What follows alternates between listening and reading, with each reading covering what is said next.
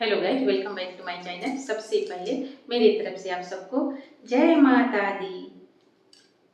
आज मैं अपने चैनल पर जो भजन लेकर आई हूँ वो है नवरात्रि स्पेशल भजन। आप लोग भी मेरे साथ में मिलकर माता रानी को जयकारा लगाइए। माता रानी की जय, शेरा वाली की जय। अगर मेरा ये भजन आप लोग को अच्छा लगेगा तो लाइक शेयर सब्सक्राइब कर दीजिएगा, और मेरे चैनल पर नए होंगे तो बेल आइकन को प्रेस कर दीजिएगा ताकि मेरे नए नए वीडियो का नोटिफिकेशन आप लोग के पास तुरंत चला जाए। बिना जोत के मंदिलवा कैसे चमके, बिना जोत के मंदिलवा कैसे चमके, कैसे चमके हो मैया कैसे चमके, बिना जोत के मंदिरवा कैसे चमके।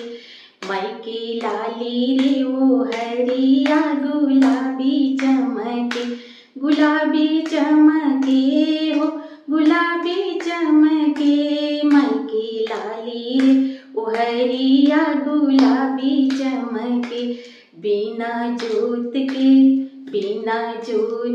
मंदिरवा कैसे चमके, बिना जोत के मंदिरवा कैसे चमके। मायके टीका चमके, मायके बिंदिया चमके, मायके बिंदिया चमके, मायके टीका चमके, मायके टीका चमके, मायके बिंदिया चमके। मायके लाली रे वो हरिया गुलाबी चमके, मायके लाली रे वो हरिया गुलाबी चमके।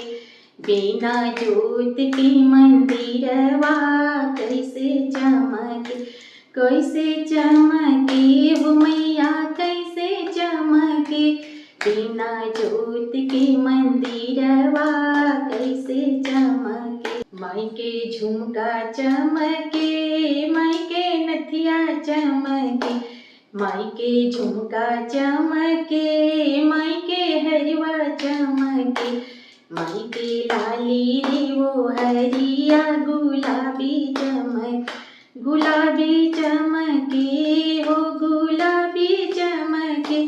मायके लाली रे वो हरिया गुलाबी चमके, बिना जोत के मंदिरवा कैसे चमके, कैसे चमके हो मैया कैसे चमके।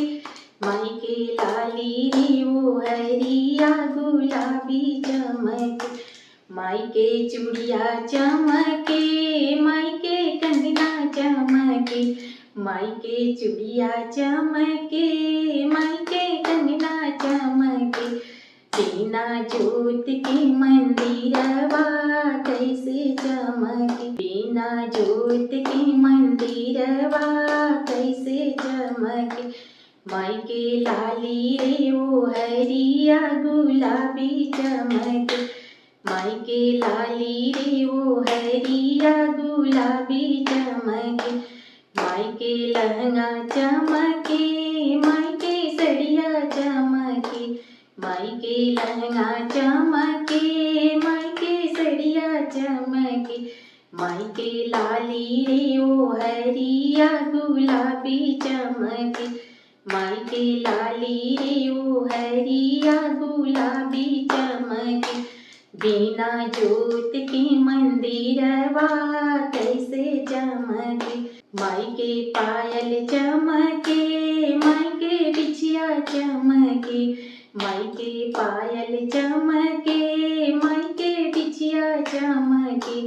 मायके लाली रे वो हरिया गुलाबी चमके, मायके लाली रे वो हरिया गुलाबी चमके।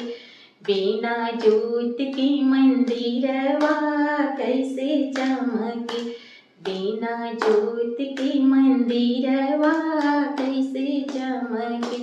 मायके मेहंदी चमके, मायके मेहंदी चमके, मायके महावीर चमके, मायके मेहंदी चमके, मायके महावीर चमके। माई के लाली रे वो हरिया गुलाबी चमके, बिना जोत के मंदिरवा कैसे चमके, कैसे चमके हो मैया कैसे चमके, बिना जोत के मंदिरवा कैसे चमके, बिना जोत के मंदिरवा कैसे चमके, माई के भोगवा गमके, माई के आरती चमके, माई के भोगवा गमके, माई के आरती चमके, माई के लाली रे वो हरिया गुलाबी चमके, माई के लाली रे वो हरिया गुलाबी चमके, बिना जोत के मंदिरवा कैसे चमके, कैसे चमके हो मई कैसे चमके, बिना जोत के मंदिरवा कैसे चमके।